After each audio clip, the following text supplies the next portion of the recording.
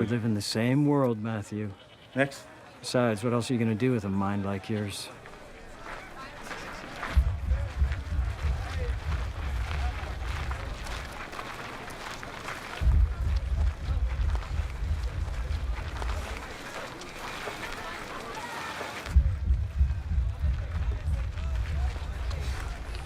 Matthew.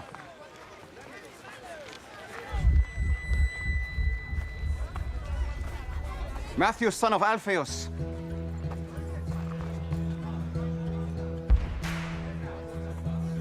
Yes? Follow me. Me? Yes, you. Whoa, whoa, whoa.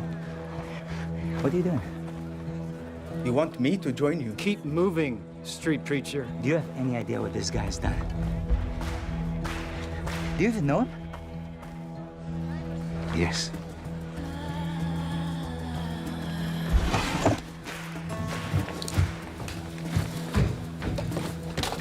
Listen, I said to... What are you doing? Where do you think you're going? Guys, let me go.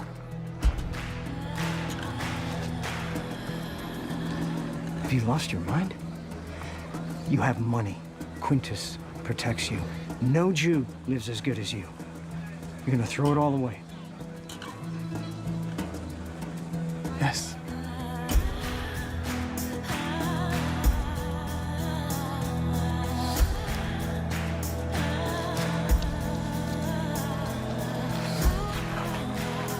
I don't get it. You didn't get it when I chose you either. But this is different. I'm not a tax collector. Get used to different.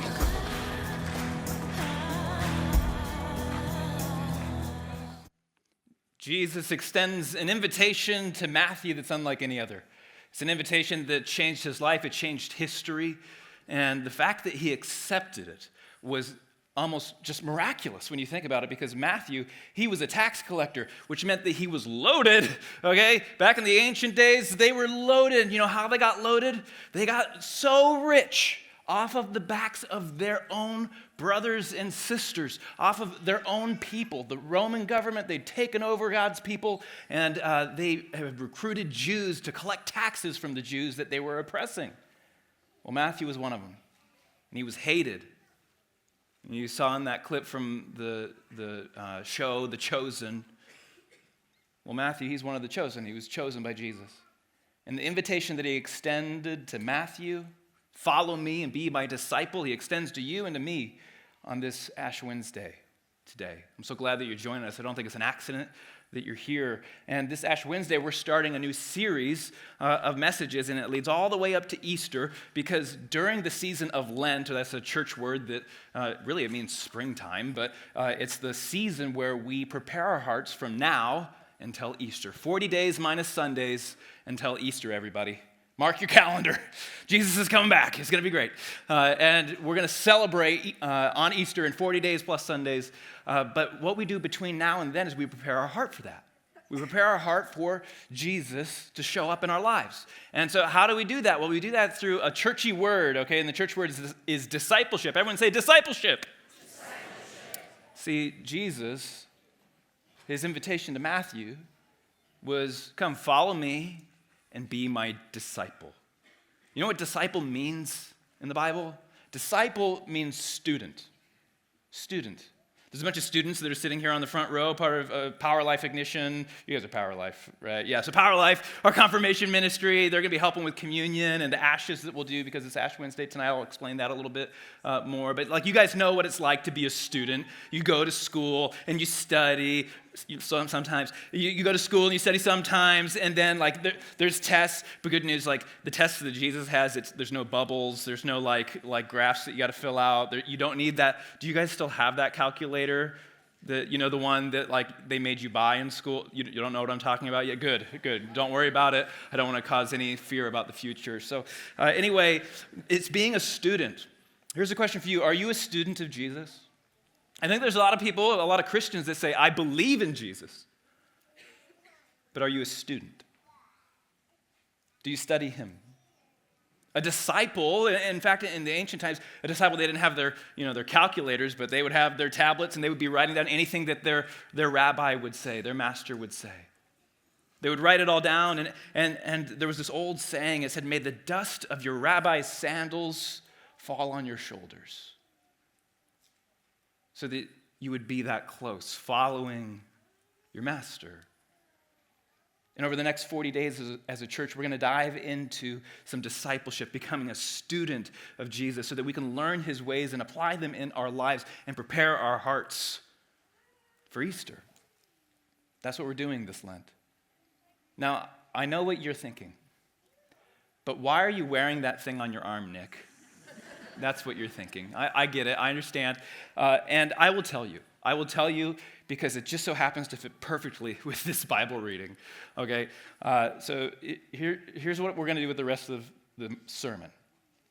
We're going to talk about 3 different steps. If you're going to follow Jesus, there's 3 things. If you're going to do some discipleship over the next 40 days, there's 3 steps that you're going to need to take to be able to do that. And Matthew helps us to understand them. Matthew experienced them because if this tax collector that he had it made in the shade, everything was so comfortable and cozy in his life, everything was so great and fantastic in his tax collector's booth, why would he leave it all behind? Because the street preacher comes over and says, "Follow me." And what would it take for you and me to leave something behind to follow Jesus? See, the first step, you guys, is you have to admit something. And it's something that's a little uncomfortable for me to admit. Maybe you're like super great at this. Maybe this is very easy for you. Maybe it's a little uncomfortable for you too. Sometimes, not sometimes, we have to admit that you need Jesus more than your booth. More than that comfort zone that you live in, more than, in Matthew's case, his booth, that represented where he got his wealth, his tax collector's booth. That represented how he got his fancy clothes and the status he had in the community and all sorts of things. What's your booth? Maybe it's a comfort zone. Maybe it's actually something that's like wrong, but it does you right. It just does others wrong. And Matthew, he had to start realizing something about this tax collector's booth. When Jesus came and invited him to be his disciple, something that no other religious person in town would have done. When Jesus extended him this invitation unlike any other, all of a sudden he had to think, am I getting what I need from this tax collector's booth, really? Or do I need something more? See, the first step in discipleship is you need to admit that you need Jesus more than your booth. And I don't like to be needy. I don't like to need help. If people need me for something, that makes me feel like important. But if I need something from someone else, that makes me feel dumb. I don't like that feeling. So why am I in this thing? Well, it's because I'm needy. A little bit later in this verse, Jesus is having a party at Matthew's house, and he says, bring all your friends. And so all of his friends, which by the way, his friends are like Al Capone, okay? It's like mobsters, all right? They put people in devices like this when they don't pay their taxes. You get what I'm saying? It's those types of people. That's who's at dinner, and Jesus is there, and the Pharisees, the pastors of the day, they walk by, and they look in the windows, and they're like, what is Jesus doing in there, disciples of Jesus? What's he doing with all that scum of the earth? And Jesus, he overhears, and this is what he says to them. Let's look at this verse. It says, healthy people don't need a doctor. Sick people do. When I was 15, 16 years old, I was on the wrestling team in high school. And you can tell I'm so tough and stuff. And I was so tough, I was wrestling at practice, and my buddy, he just popped my shoulder out, just came right out. And ow, that I screamed like a little girl because it hurt that bad. It hurt so bad, you guys. And then I popped it back in. I'm looking at some people that like they do surgeries like this that are a part of our congregation. They're giggling right now because you like live in this world.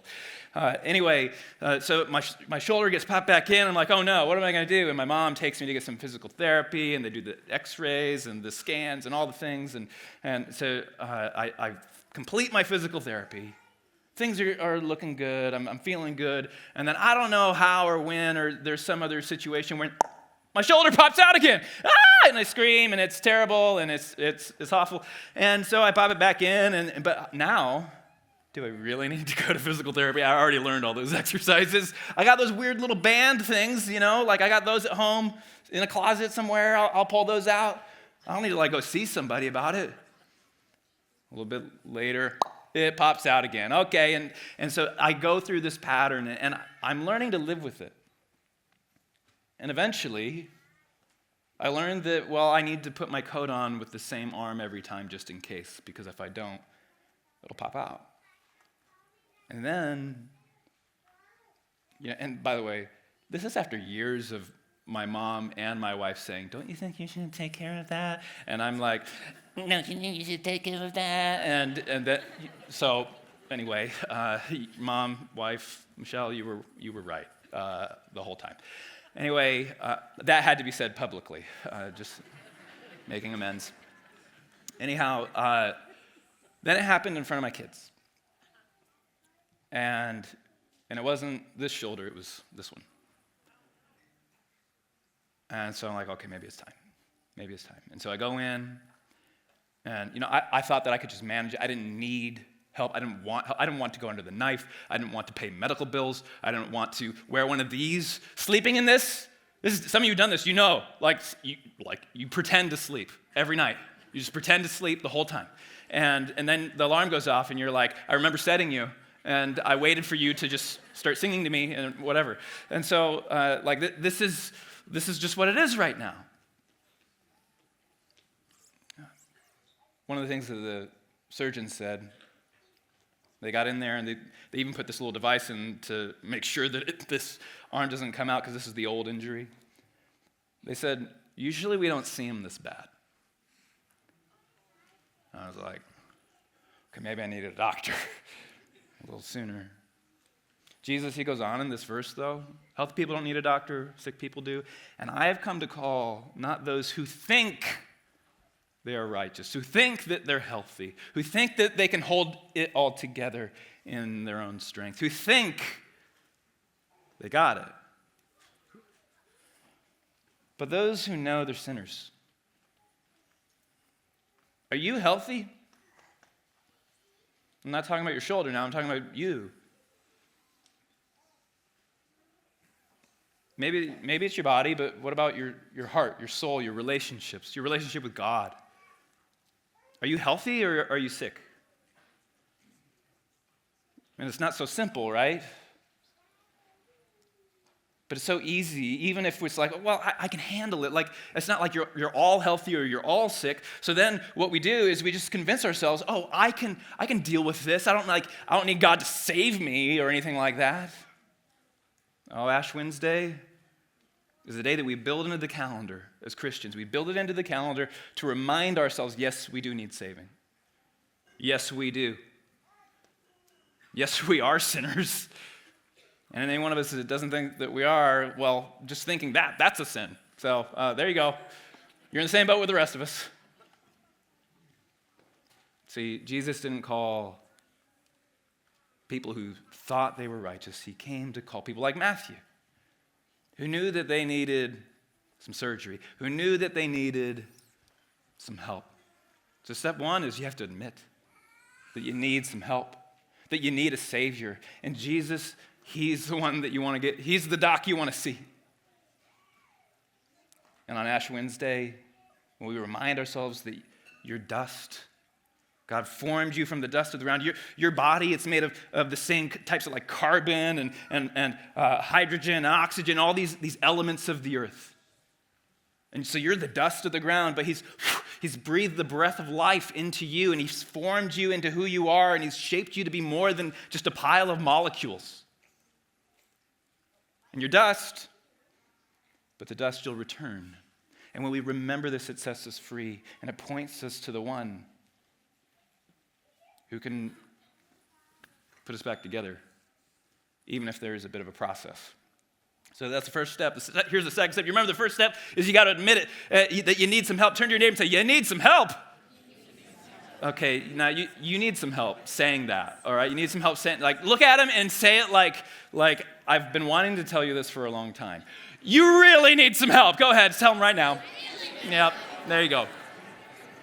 Okay, here's step two.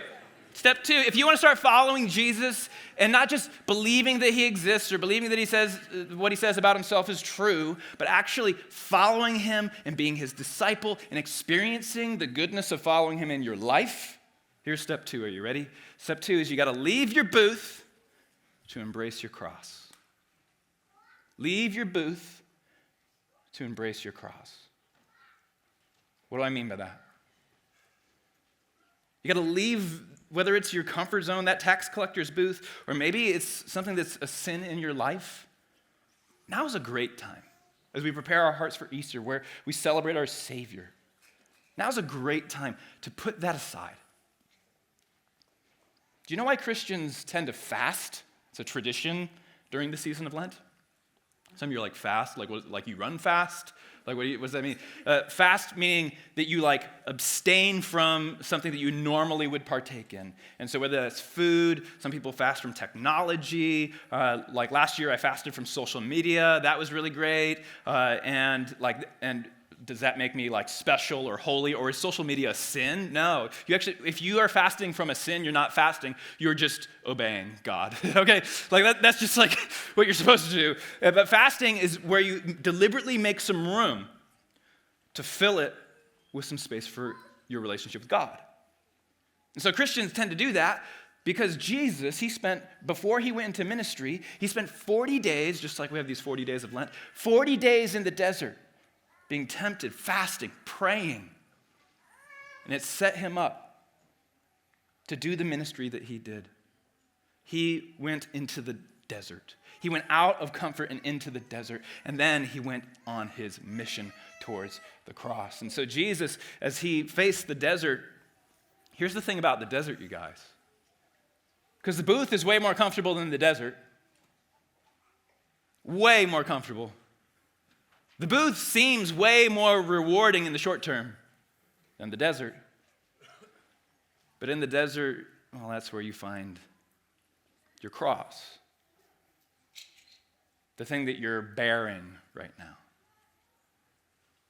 Maybe you set something aside, you immobilize your social media, or you immobilize your arm, okay? I'm not saying you're supposed to do that, but apparently that's what I'm doing for Lent. I'm giving up my arm for Lent, everybody. That's what I'm doing this year. And you would be surprised at how spiritual of an experience it's been. To have someone else cut my food. It's pretty humbling. Now I think it's kind of nice. Thanks, honey, for cutting my food. And I was kind of having a pity party one day, and then I saw something about one of the actors from Dawson's Creek. Did anybody watch Dawson's Creek? Raise your hand if you watched that. 3 girls and Justin over here. Okay, great. Wonderful. All right, very good. Tyson too. Wonderful. Our men's ministry likes Dawson's Creek. That's great. Wonderful. I've never seen the show. I've never seen it. Now I've seen the meme that James has. It's really funny. That's out there. I chose not to put the meme up today. But Dawson's Creek. He's the handsome guy in the middle. His name is James Vanderbeek. And James Vanderbeek, he was famous for doing this show. And he then was at age 48. He was diagnosed with cancer. He started to document that journey. He's got a family, 6 kids, young kids. And as he documented that journey, I came across one of his videos. Well, it was the day after he died.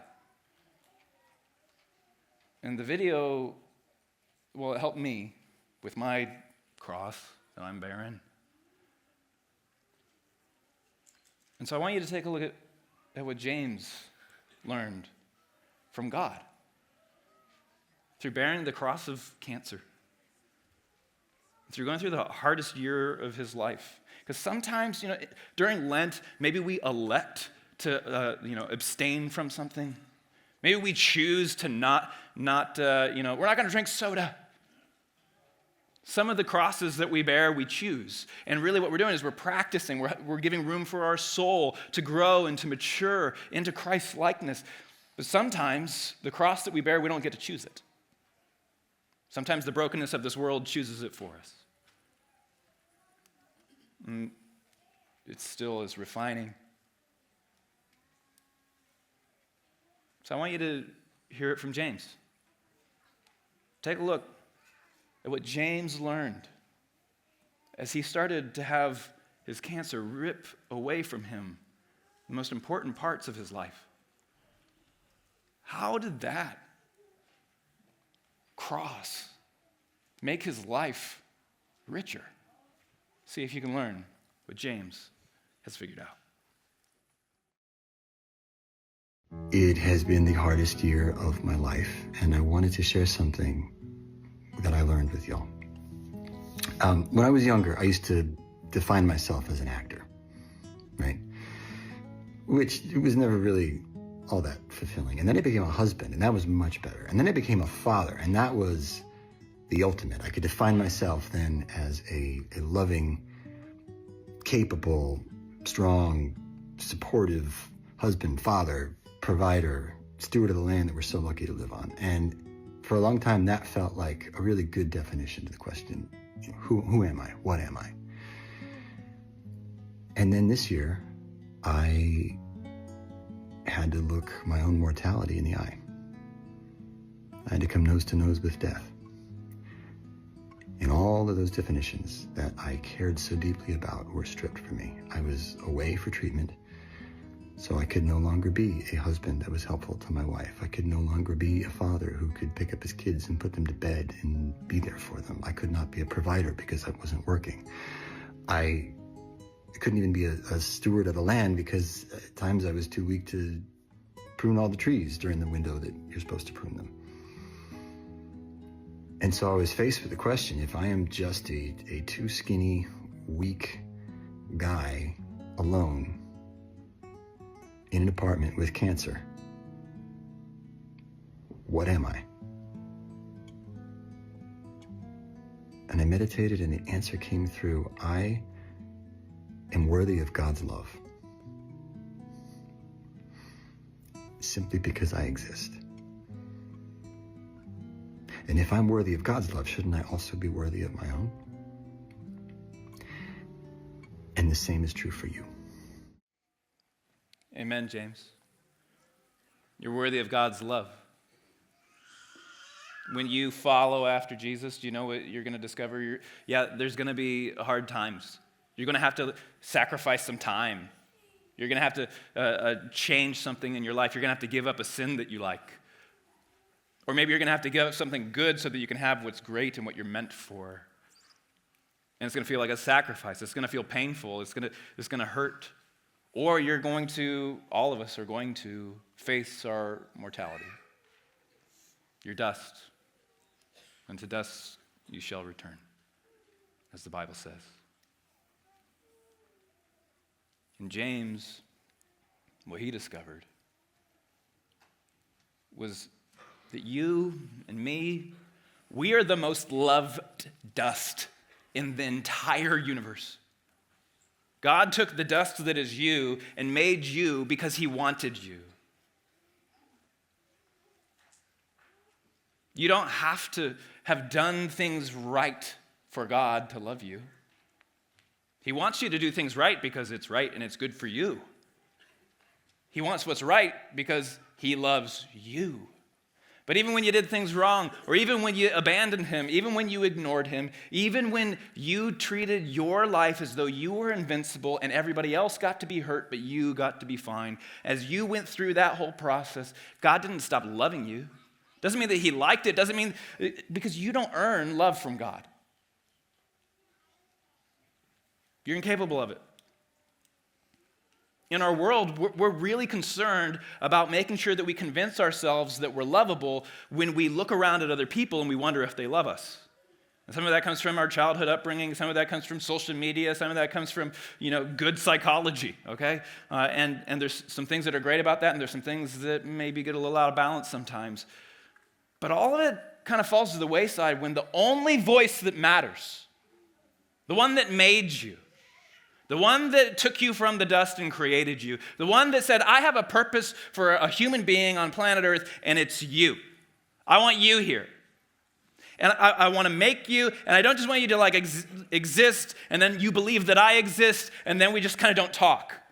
Instead, I would like you to exist because I love you, and I would like for you to learn about who I am, and so I'm going to send you my son Jesus, and the things that are going to turn you back into dust, all of your sin, cancer, the evil that's in this world, all the things that's going to destroy you, or all the things that are going to pretend like they're not going to turn into dust, like your 401k, or your career, or your cool house with the nice remodel. Like, it's great, it's fantastic, but it's going to burn up. It will turn to dust. And your legacy, I hope it's a great one. But you'll be lucky if your great-grandkids know your first name.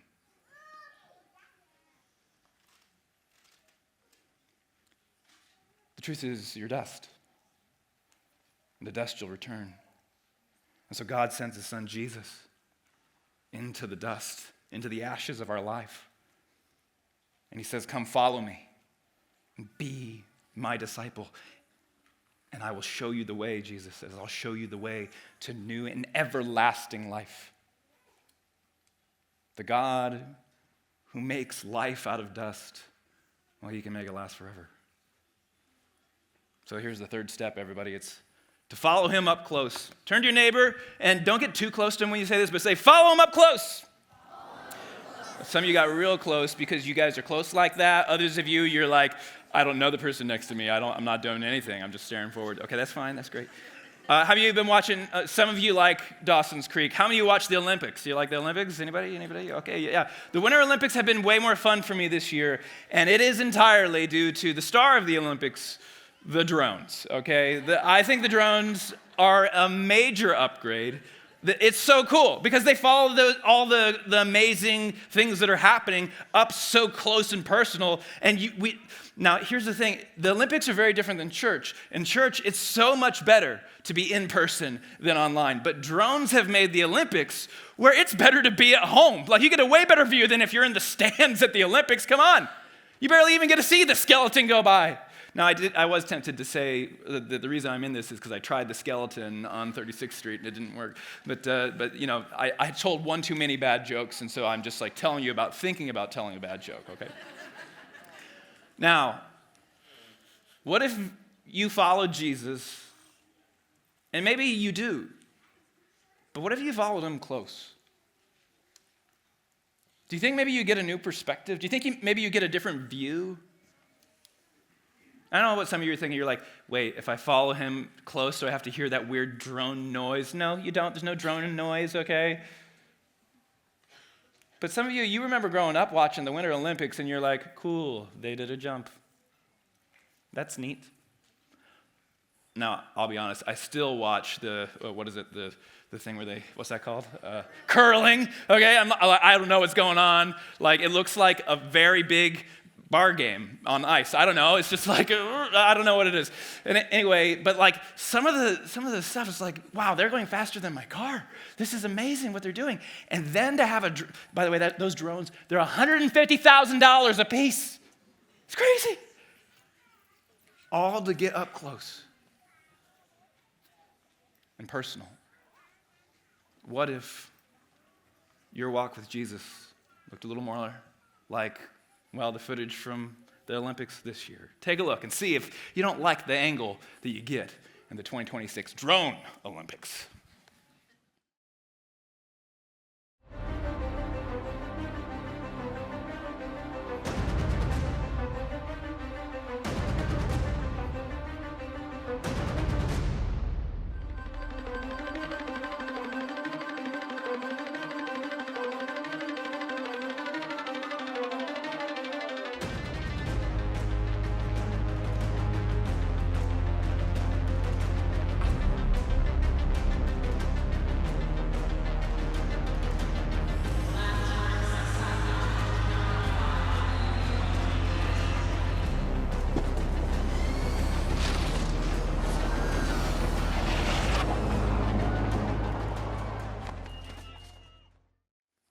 That's so cool, right? It's so sweet. Like, am I the only one that thinks this is awesome? I just think it's so cool. Like the thing's going like 80 miles an hour and like following, like and it's right there in the action. It's better than the coach's view. It's amazing. I'm the only one, huh? Okay, all right. Well, I think it's awesome. And thank you. Someone else thinks it's awesome. But what if you got a different view of Jesus? What if you followed him that close? What if you actually were his disciple? You didn't just believe he existed or something. And by the way, did you know that most people have to be a disciple for a little bit before they believe that he is who he says he is? I mean, some of you are like, I'm not going to follow this guy because I don't believe him. No, that's not why you follow or don't follow somebody. A lot of you follow people you disagree with on X because it gets your rage going, It's entertaining for you or something. What if instead you followed him to decide what you think of him, rather than thinking of, well, this is what so-and-so said, so I'm not going to look for myself. Here's a way that you could do it. All right, one way to follow him is what if for the next 40 days you subscribe to the daily devotions that we do? A bunch of my colleagues have put together where they've studied the Gospels, the Scriptures about Jesus Christ, and they have put these devotions together to help you to understand them and to read those Scriptures for yourself. And what if for 40 days you did that? Do you think you'd get a different perspective? Some of you are like, yeah, I do devotions all the time. What else do you got for me, Pastor? I got lots for you, okay? I got so much stuff for you. We got this mission project that we're going to be doing. You're going to get more information about it. I'm not going to tell you all the details. That's pastor code for I don't know all the details because they just told me from Hope West Des Moines like yesterday, okay? But it's really exciting, I promise. It really is, because it is every year. And Hope, across all of our campuses, we raise funds and we pray and we get involved in making the world look a little bit more like heaven, and we do that for the least of these. And so maybe you could get excited about that, and that's going to be the thing that you're doing in the next 40 days. Maybe the thing that you're doing in the next 40 days is you're going to, get out of that booth because you've been in that booth for a long time, and you knew before you showed up today, you've known that it's not going to give you the life that you're looking for. So maybe get out of that booth and follow after him. You're going to have an opportunity to do that, to start it right here tonight. And so if you are like, I want to do those devotions the pastor was talking about, well, here's an easy thing to do. What you do is you take out your phone, okay? So everybody go ahead and take out your phone. I can see which ones of you are holy and which ones of you are just kidding. There's a QR code in front of your seat, too. You might just be doing that by the seat, all right? Some of you might already be signed up for it, okay? But I can see out there anyway. So you can scan that, and then you can subscribe to it, and it'll just send you an email with, poof, here's a devotion written by Pastor Scott. Here's a devotion written by Perry Ross, the worship leader at Hope West Des Moines. Or here's a devotion by whoever. I've written some of them. Lots of my other colleagues have written some of them. And we want to make sure that you get a glimpse and a fresh perspective of Jesus, because he extends an invitation to you this Ash Wednesday, and it's to follow me and be my disciple. Last verse of the night. Here it is. It says, if any of you wants to be my follower, this is Jesus saying, if any of you wants to follow me, here's what you got to do. You must give up your own way. Oh, but I kind of want to be in my booth and follow you from afar. Is that cool? That feels more comfortable. No, he says you need to give up your own way. You need to take up your own cross. Sometimes you're given your cross. Sometimes you select your cross, that thing that is immobilized in your life. But suddenly it makes room for you to discover God's love. And follow me. You're his disciple. You're his student. Follow him, and you know what you're going to find? You're not going to find boring religion. You're going to find a whole new life. Yeah, I know. Talking about oh, you're going to die someday. Oh, you're going to get sick someday. Oh, there's hard things that you're going to have to deal with, and that's really bad and really sad, and it's depressing. I'd rather just be can we just be positive? How about we be real?